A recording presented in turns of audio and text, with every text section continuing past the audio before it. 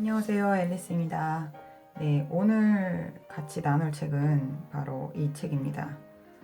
박영옥님의 주식농부죠. 박영옥님의 그래도 자본시장이 희망이다. 주식회사의 약속이란 책입니다. 비상식적인 일이 상식처럼 벌어지는 증권시장에서 내가 주식 투자를 지속하는 이유. 그래서 이 책 뒤에 보면 책을 쓰는 내내 걱정했다고 하세요. 좋은 이야기는 하나도 없고 온통 주식시장에 불합리하고 비상식적인 점들만 들춰냈다.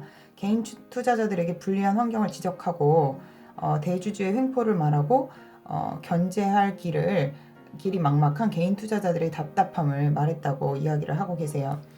근데 그럼에도 그렇다고 해서 이 책을 읽고 역시 이곳은 내가 있을 곳이 아니야. 주식 투자 너무 어렵군. 이걸 다 그러니 내가 개인이 어떻게 하란 말이냐라고 해서 주식 시장을 떠나지는 말라라고 얘기를 하고 계십니다.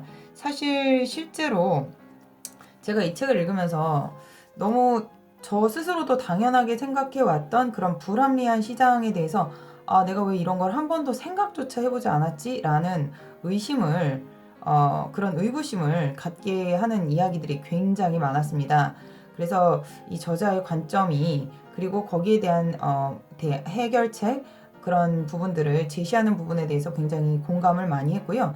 이런 부분을 한 번씩 고려하면서 가야겠다라는 생각도 할 수 있는 그런 책이었습니다.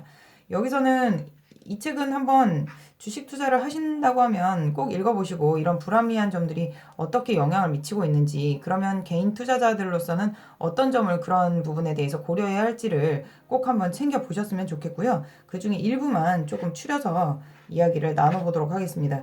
한 가지 그 전에 이 사진을 보시면 이 사진하고 그 주식 투자 절대 원칙의 커버 표지로 돼 있는 사진하고 너무 차이가 나서 제가 살짝 당황했습니다. 그 최근에 그 출간하신 책은 사진을 굉장히 잘 찍었더라고요.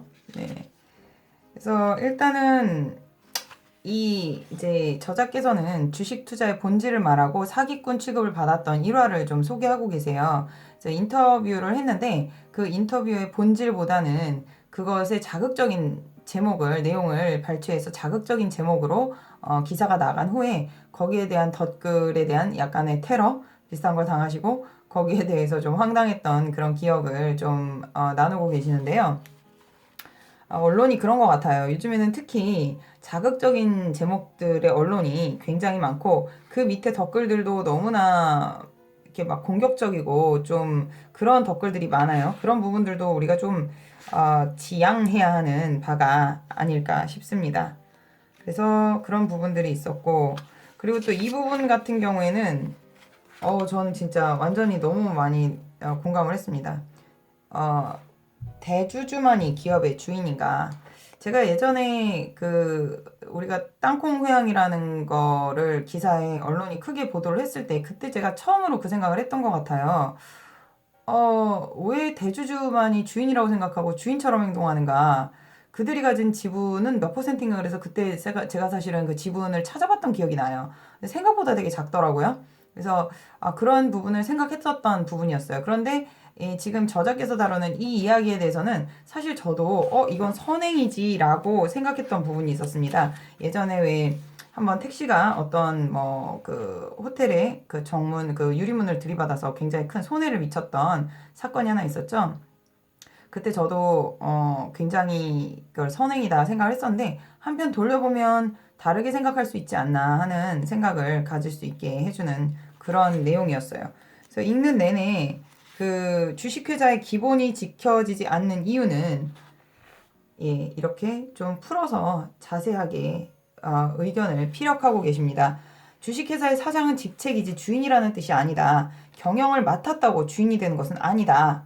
인데 우리는 당사자들도 그렇고 대부분의 관련된 혹은 관련되지 않은 국민들의 정서상 그 대주주들이 주인이다라는 생각을 갖고 있기 때문에 그런 부분들이 개선되기가 좀 어려운 상황이 아닌가 하는 생각이 들었습니다.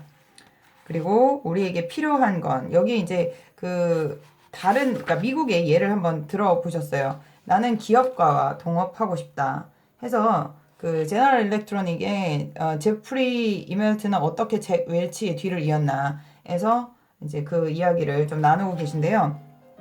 제너럴 일렉트릭의 CEO의 이름은 제프리 이멜트이다. 뭐 지금 누군지 제가 아직 안 찾아봐서 모르겠네요. 그 이름을 밝힌 이유는 이 사람이 G를 창립한 에디슨의 후손이 아니라는 걸 밝히기 위해서라고 얘기를 하셨어요. 그래서 여기에서는 다 CEO들이 그 후손, 그 가문이 아닌 거죠. 그래서 그 평사원으로 시작해서 부사장이 되고 사장이 됐던 사람이죠. 그래서 이멜트의 경우에는 제네럴 일렉트로닉에 1982년에 입사해서 89년에는 가전의 부사장이 됐고 91년에는 국제마케팅 생산 담당의 부사장이 됐고 그 다음에 97년에 메디컬 시스템의 사장이 되고 2001년에 잭 웰치의 뒤를 이어 CEO가 되었다. G는 성과가 뛰어난 직원 중 한 명을 골라 CEO에 임명하지 않았다. 1993년에 20명의 후보 명단을 작성하고 그 이멜트는 그 중에 한 명이었고 그 후보 20명은 각각 여러 사업부를 맡으면서 자신의 능력을 시험받고 부족한 사람은 탈락했다. 3년 후에는 또 20명 중에 15명이 탈락했고 나머지 5명이 치열한 경쟁을 벌였다. 그런 과정을 거쳐 CEO가 된다라고 얘기를 하고 있습니다. 그래서 우리에게 필요한 건 이제 그런 부분이 아닌가 싶어요. 그래서 이제 그런 칼럼을 쓰셨던 내용을 이전에 쓰셨던 내용에 대해서도 공유를 하고 있습니다. 우리에게 좀 전체적인 국민 정서상 이런 것들이 널리 받아들여질 수 있는 그런 정서와 환경이 마련되는 것도 우리나라의 기업을 더 성장하게 하고 주식 시장을 또 투명하고 깨끗하고 성장할 수 있게 하는 그런 자양분이 되지 않을까 합니다.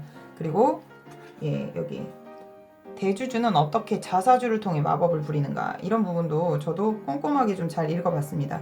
여러분들도 이런 부분들을 한번 읽어보시면서 이런 것들이 우리가 주식회사를 선택할 때 고려해야 할 그 경영에 대한 부분이구나. 경영자 및 경영권을 가진 사람들에 대한 부분이라는 거를 좀 참고해야 할 것 같고요.